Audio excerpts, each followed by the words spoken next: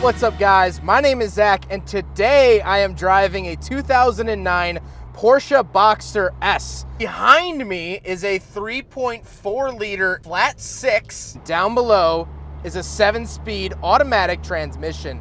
Now, I am super excited to be driving this here Boxster for a couple of reasons, mainly the fact that I really truly love Porsches. This is the Boxster S, so it gets the bigger engine, and I'm down here in beautiful Texas today to film this car. But before we get on to anything else, I have a website, zackpradel.com, where you can buy stickers and other merchandise when it becomes available. You can also submit your own vehicle to be reviewed by me through a quick and easy submission form, and you get a video of your car just like this one.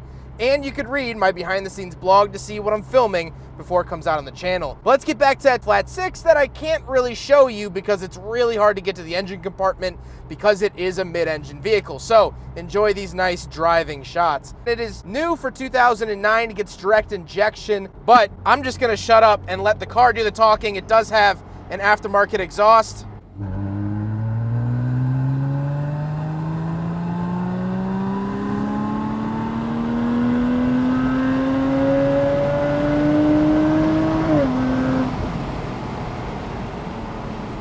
Yeah.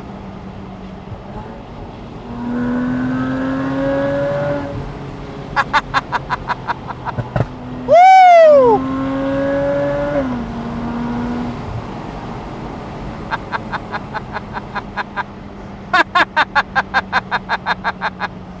Oh, yippee-ki-yay, mother cluckers!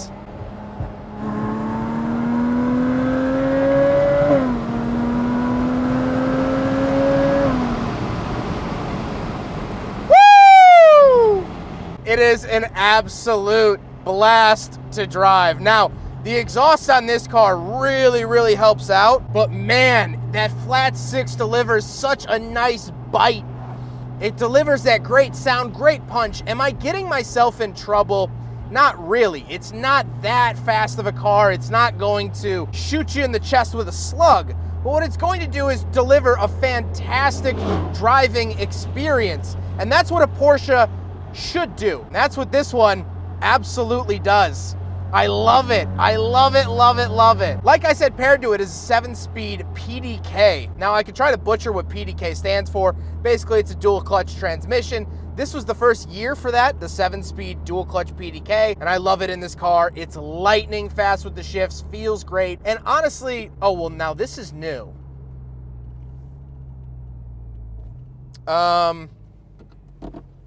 Well, this hasn't happened in a review before. Welcome to Texas, ladies and gentlemen. Hey, are you two gonna go? Come on. Come on.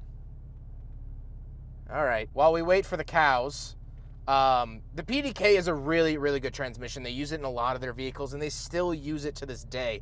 It's a really fantastic feeling, and yes, would I like a 6-speed? Of course. I like the macho feeling of shifting gears, but at the end of the day, I don't miss it that much, truth be told. Last but not least, of course, the Boxster S is rear-wheel drive. So with that stuff out of the way, let's talk about the interior. Well, in front of me, I have 3 classic Porsche gauges.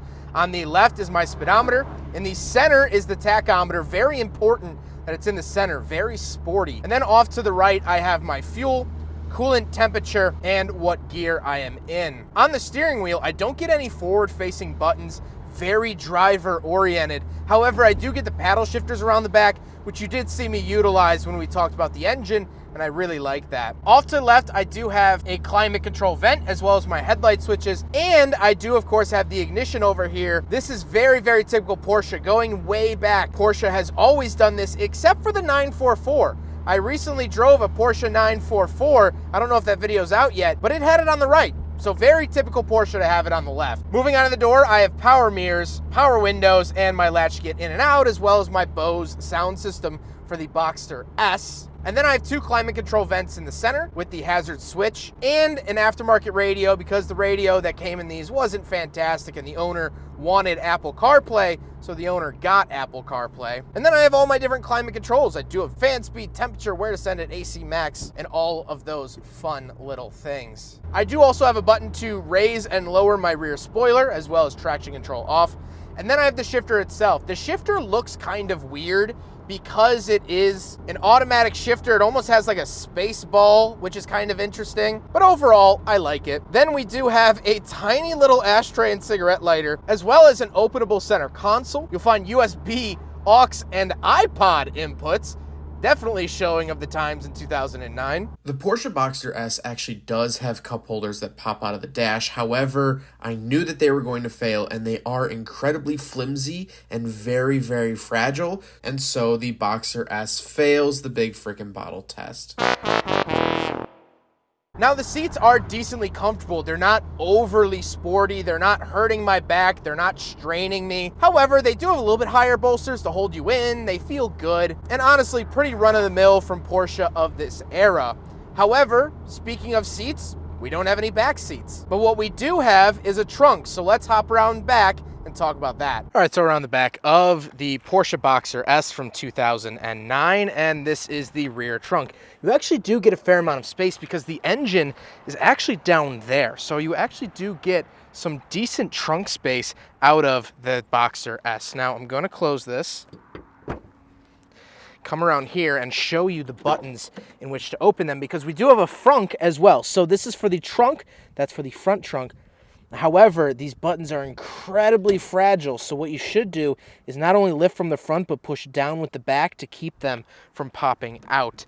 I did a 997 911, and it had the same exact issue. But come around here to the front, feel for the latch, and pop it up. And it is deep, but it's not very far back. You do get a nice Porsche badge up there, and you can actually utilize some of the space up in the frunk if you do want to do that. Now we got to talk about the looks, and first of all, I love this blue color. I really, really do. I think it looks phenomenal, and I really like the look of the Boxster. I think from the front, I think it kind of looks like a mini Carrera GT. Now, I'm not comparing this car to the Carrera GT, of course, but it kind of looks like it a little bit. I'm not gonna lie, it kind of looks like it. Just saying.